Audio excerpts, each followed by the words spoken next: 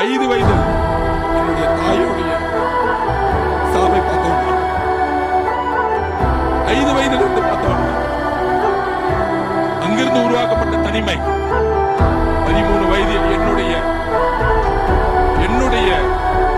ஆசிரியர் என்னுடைய நூலகத்தில் உட்கார வச்சார். என்னுடைய கோபங்கள், சமூகத்தில் மேற்பட்ட கோபங்களை மாற்றினார். படிச்சுக்கிட்டே இருப்பேன். அப்பொழுதுதான் அம்பேத்கரை படிச்சேன். ஏன் சாதியை ஒழிக்க வேண்டும்? சாதியினால் என்னுடைய 5 வயதில் என்னுடைய தாயோடைய சாவை பார்த்தோம்.